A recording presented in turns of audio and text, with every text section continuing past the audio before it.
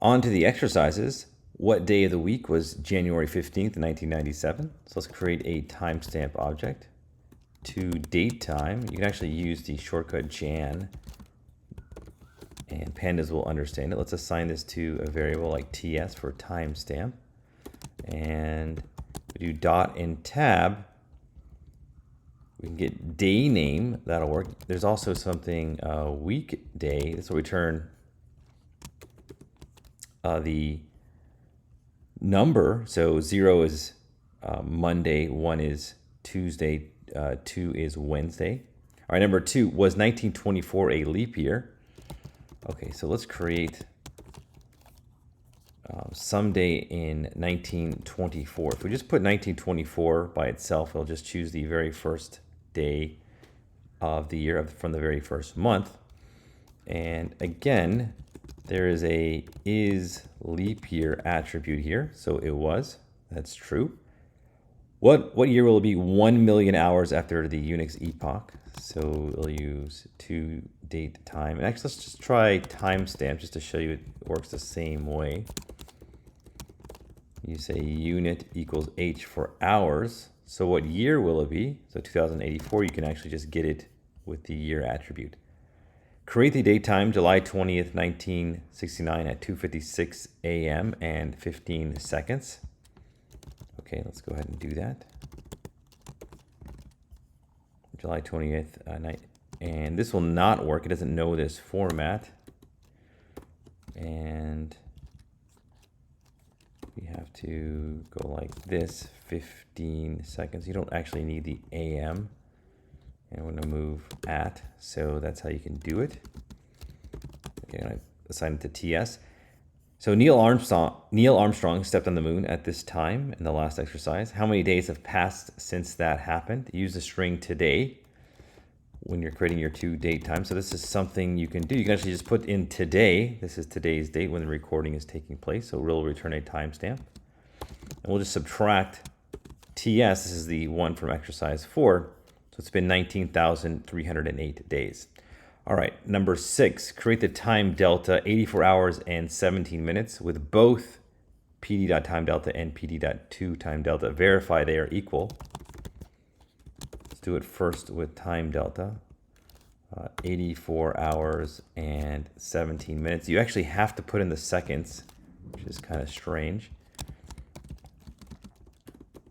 And then just say 2, not minus, we're going to check equality, 2 time delta, and they are true. Which is larger, 5,206 days or 123,000 hours? So this is a good one to use pandas, right? You could use just regular multiplication. I guess it's not that hard, or division to figure this out. Just multiply this by 24 hours, but the idea here is just to use pandas.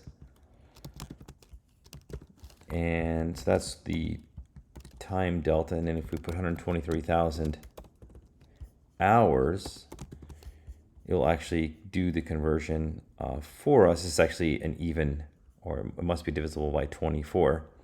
So 5,125 days. You can actually do a comparison operator. So we'll say time delta 2, this is time delta 1, and then we can say, is it larger? And so this one is in fact larger. All right, number 8, take a look at the pd.timestamp doc string. Each component is available as a parameter in the constructor. Okay, let's go ahead and do that first. So you can see here, year, month, day, hour, minute, second.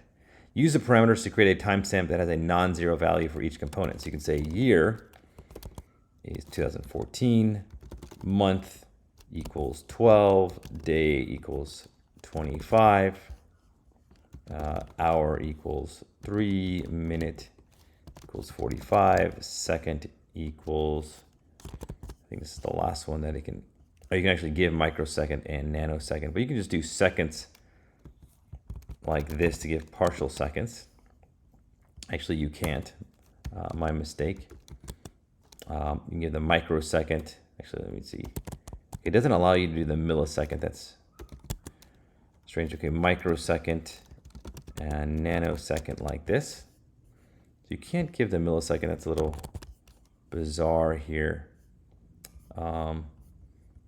I guess that's something they forgot to add in pandas. Anyway, so that's how you can do it. Exercise 9, convert the given string to a date time. Okay, so how could you do this? So given this string, and say to date time, this is obviously not a format that pandas understands. So what you have to do here, this is not something I did in the previous videos, but you have to, if you know the, you can actually do this. If you know the format and you know this, the date time directives, and I don't know if these are exactly the directives, but I will give it a shot. And then if it figures it out, H is a bad directive. Unresolved data. Okay, so you have month equals, you have to use percent.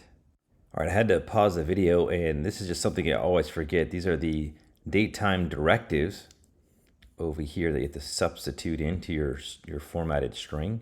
So minute is actually percent capital M, and month is lowercase m, so I had them backwards. Something I just can never remember. So you can put in the format, and wherever the number is that you're trying to just basically pick up, you put percent and then the directive, and then Python or pandas will be able to extract that particular data out of that string. So pretty cool. All right, how many seconds have elapsed from this date until this date? Okay, so we can just use the to date time, and we'll just directly, now it doesn't oh, it actually does allow for at in there. So that's, there's so many different formats that you can put in here. But it's probably best to just get rid of it. All right, so probably should do it the other way. I'm going to subtract these two date times. So 1,024 days, 13 hours, and 47 minutes.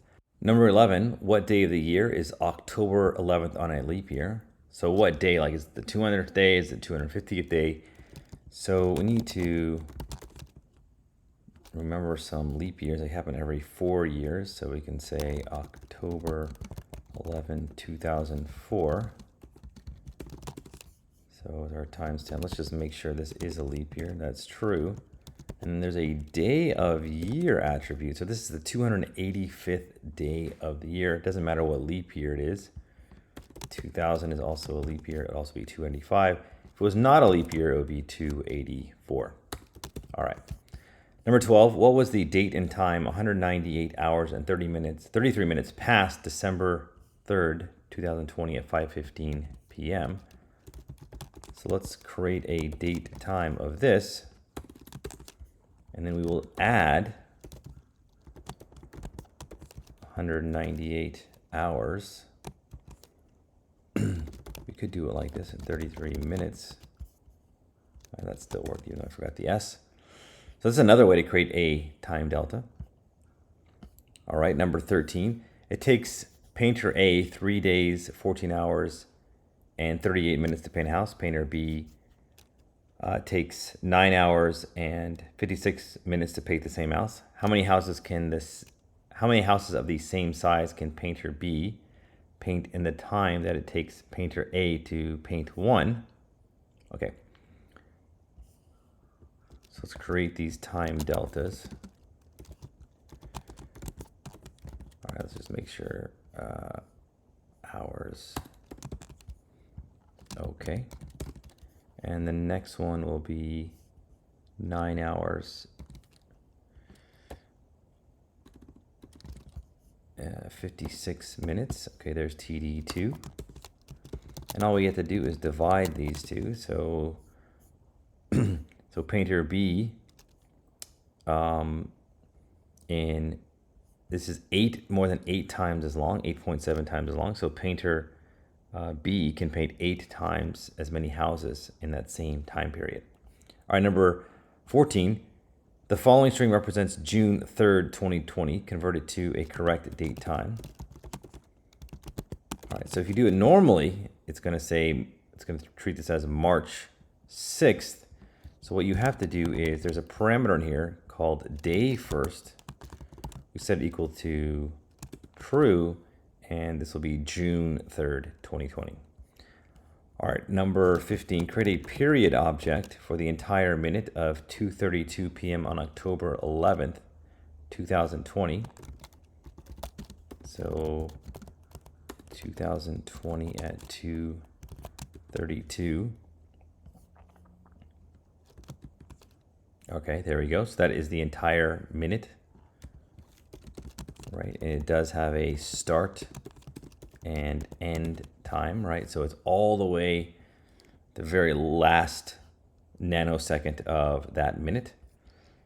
All right, number 16, the City of Houston data set was retrieved on June 1st, 2019. Can you calculate the exact amount of years of experience and assign it to a new column named experience? So here's the hire date. So what we can do is we can say to date time of June 1st, 2019. So we'll subtract these, and this will be the assign it to a new column named experience. Calculate the exact amount of years of experience.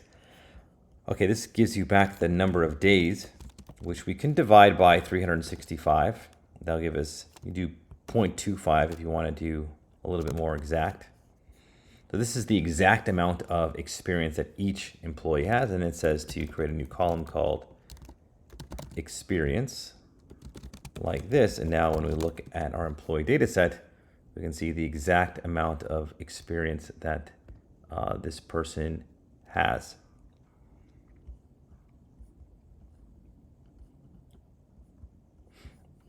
And this is actually not correct. So I need to create a time delta that is of days. So 365.25 days. And this will now put it in years. Okay, so this is actually what we're looking for. It was not reporting the right number before. So we were just dividing that, those thousands of days by 365. So the result was in days. This is now in years. So that is the correct answer. Now, it is not a time delta object either. It is a float. So this is in, we could convert this again into a time delta for years if we would like. It's a little bit difficult with years because years is it's not a standard. So you actually cannot, you have to leave it as days. Like this, you can't say 17 years and 45 days because a year is not a constant, amount of time. So that actually wouldn't work. So you actually do have to leave it as a float here in Pandas. All right, so that is it for the exercises.